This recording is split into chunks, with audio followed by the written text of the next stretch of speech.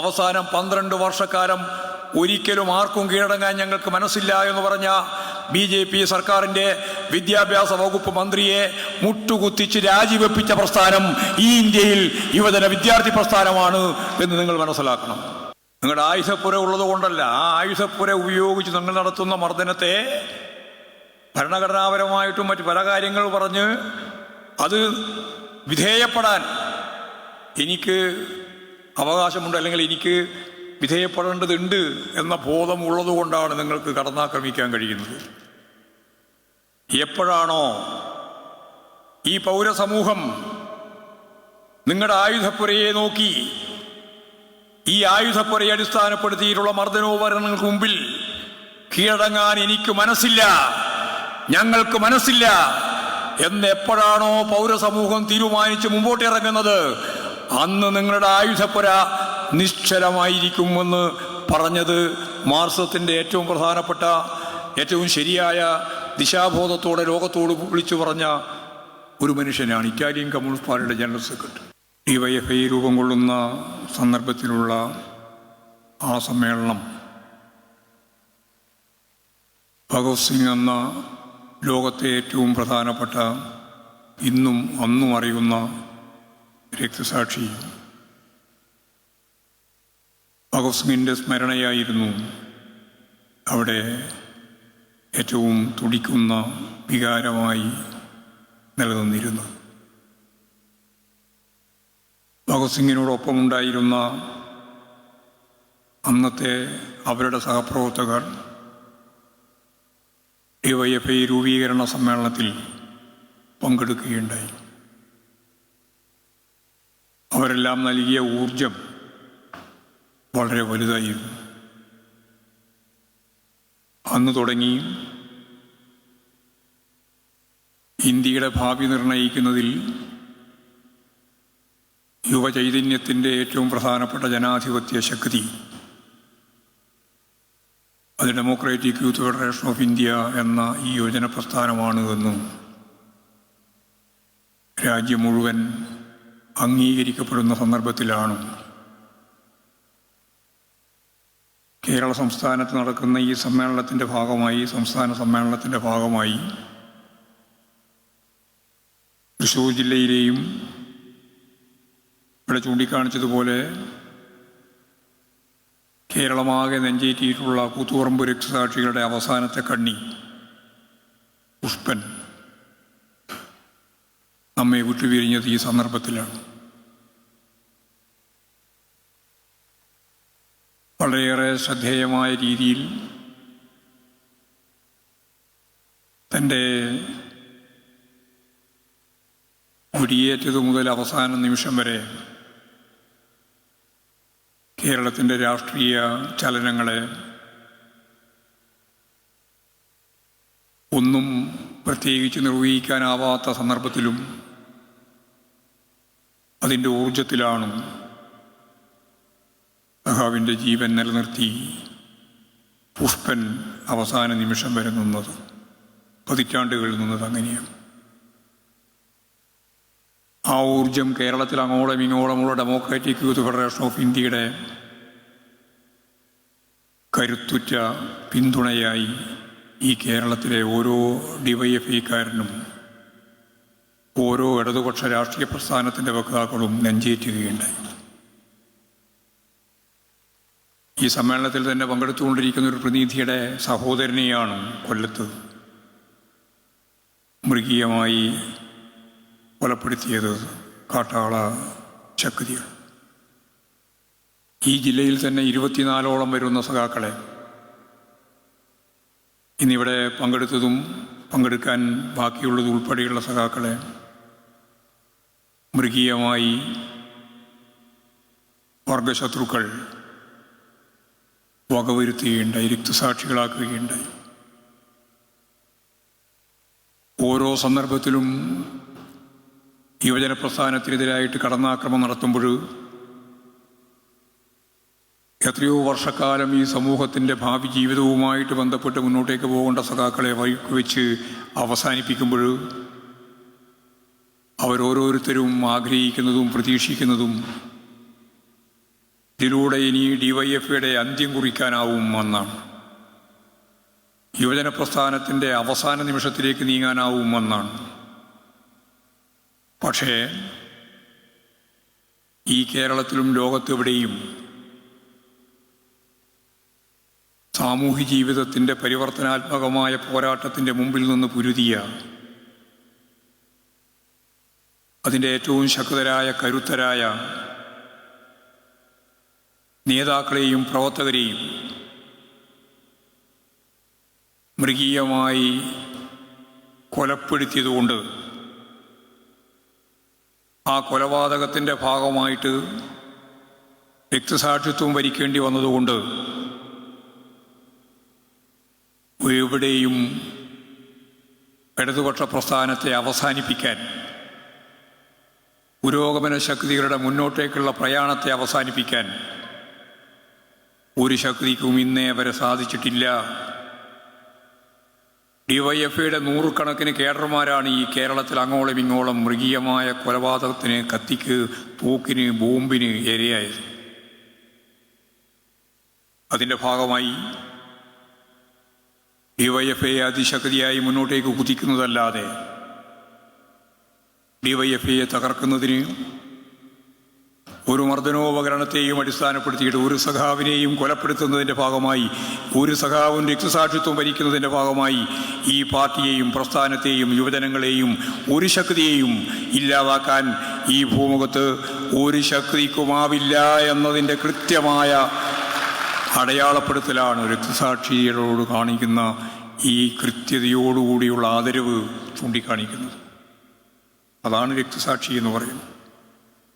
അതിൻ്റെ ഏറ്റവും പ്രധാനപ്പെട്ട കവി ഇവിടെ തന്നെയുണ്ട്. ആരാണ് രക്തസാക്ഷി എന്ന് ലോകത്തോട് വിളിച്ചു പറഞ്ഞ, രക്തസാക്ഷിത്വത്തിൻ്റെ മികവ് ലോകത്തോട് കൃത്യമായിട്ട് അവതരിപ്പിച്ച കവിയാണ് മുരുകൻ കാട്ടാക്കട.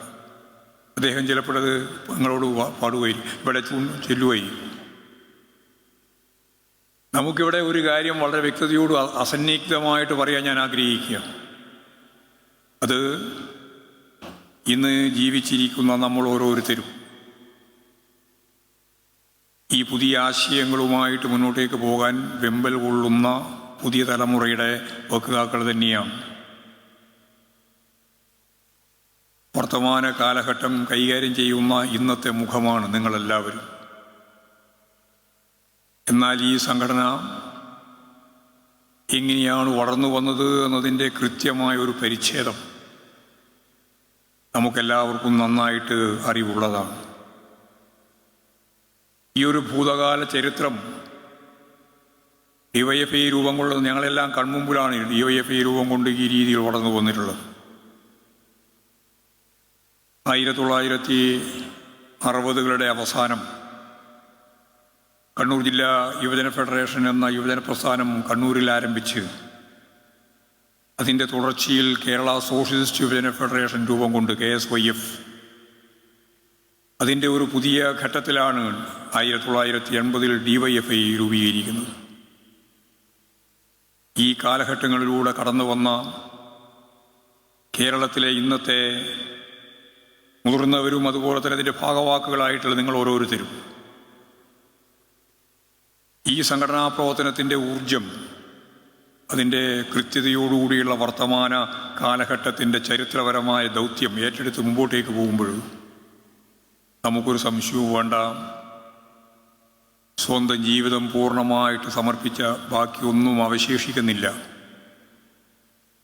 ഒരു രക്തസാക്ഷി എന്നുള്ളത് കൊണ്ട് അതാണ് അർത്ഥമാക്കുന്നത്. ഒന്നും അവശേഷിക്കുന്നില്ല.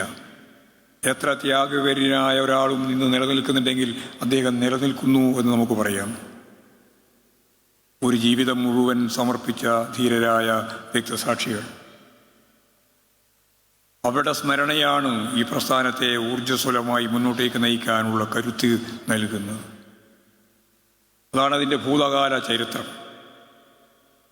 ഈ ഭൂതകാലത്തെയും ഇന്നത്തെ വർത്തമാനത്തെയും നാളെയിലേക്ക് വിരൽ ചൂണ്ടാൻ കഴിവുള്ള ശേഷിയുള്ള അതിൻ്റെ ദിശയെയും അടിസ്ഥാനപ്പെടുത്തി ഈ 3 കാലം, ത്രികാല ബന്ധം, ഈ ത്രികാല ബന്ധത്തെ അടിസ്ഥാനപ്പെടുത്തിയിട്ടാണ് നമുക്ക് യുവജന പ്രസ്ഥാനത്തെ കൈകാര്യം ചെയ്യാനാവുക. അപ്പോഴേറ്റവും ആവേശത്തോടുകൂടി നമ്മൾ ഞാൻ നേരത്തെ പറഞ്ഞ പോലെ നമുക്ക് വേണ്ടി എല്ലാം ത്യജിച്ച ധീരരായ രക്തസാക്ഷികളുടെ പോരാട്ട വീര്യത്തെ അതിൻ്റെ എല്ലാ അർത്ഥത്തിലും നമ്മൾ വിലമതിക്കുകയാണ്. അവിടെ അച്ഛനും അമ്മയും സഹോദരങ്ങളുമാണ് ഇവിടെ അണിചേർന്നിട്ടുള്ളത്.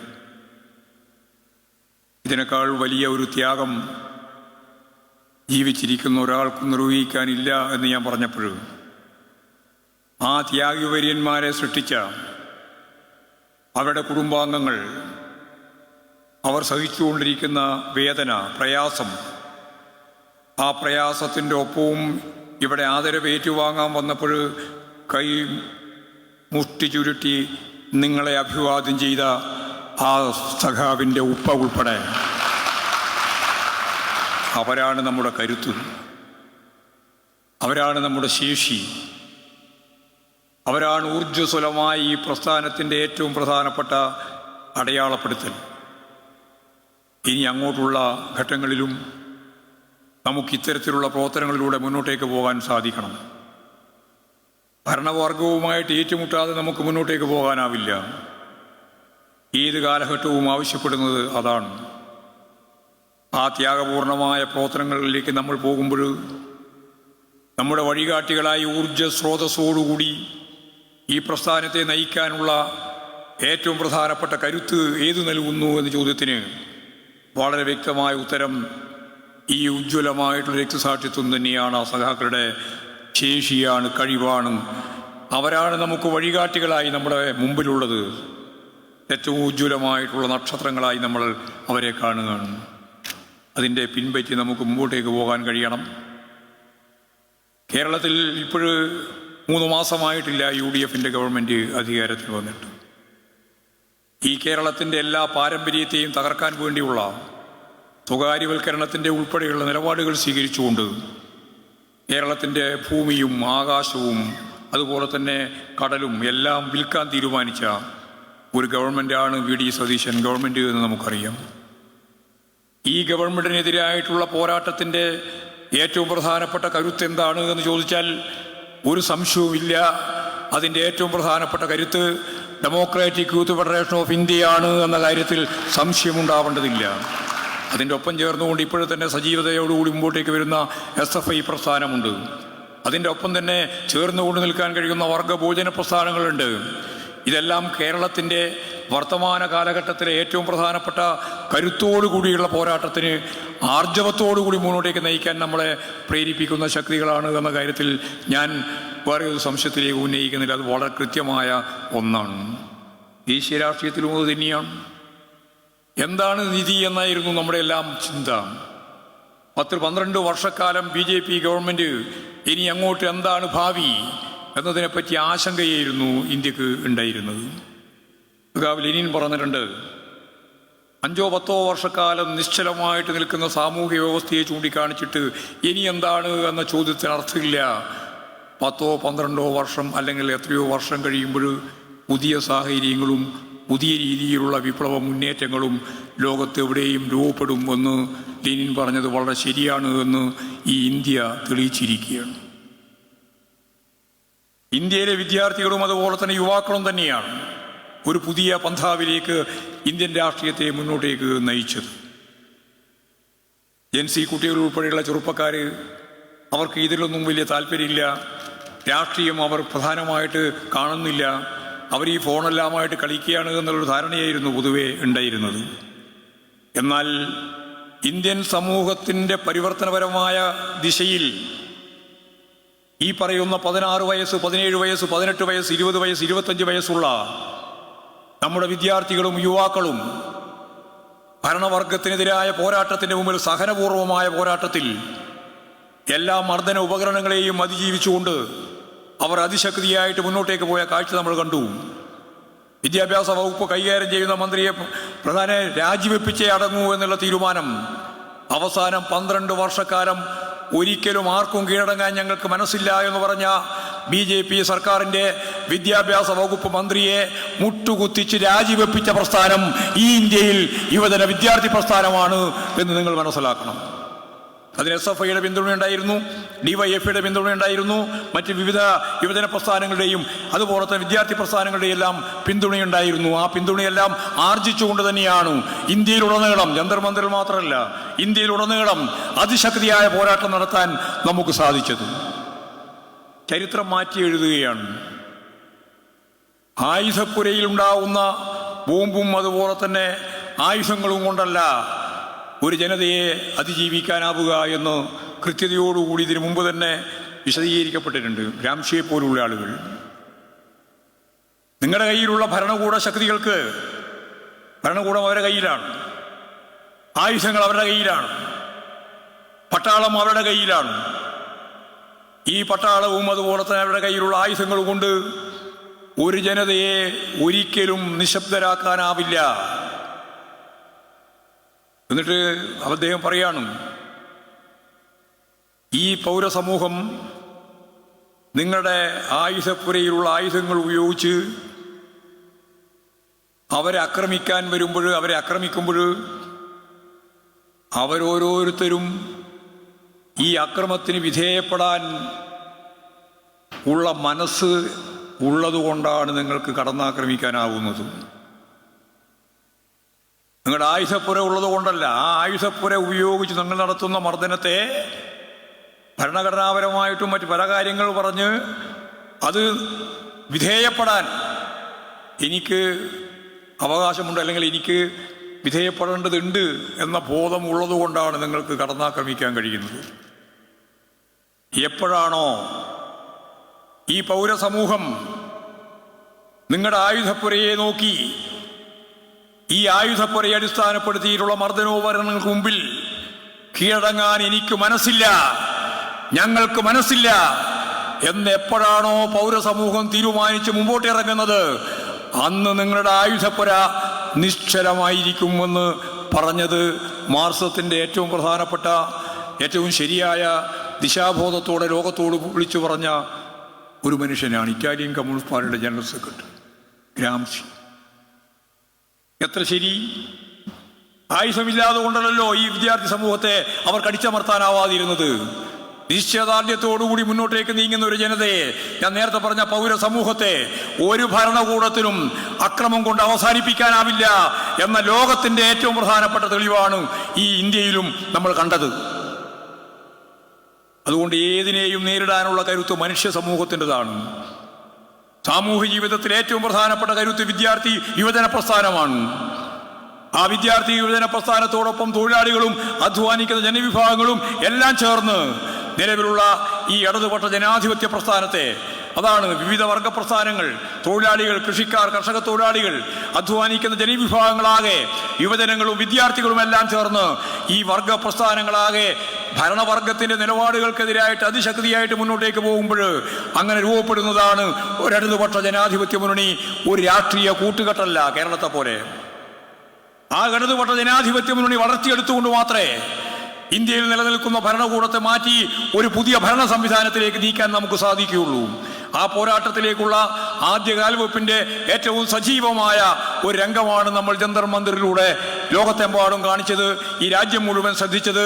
അതിൻ്റെ ചുക്കാൻ പിടിച്ച വിഭാഗമായിട്ട് വിദ്യാർത്ഥികളും യുവാക്കളുമാണ് മാറിയിട്ടുള്ളത്.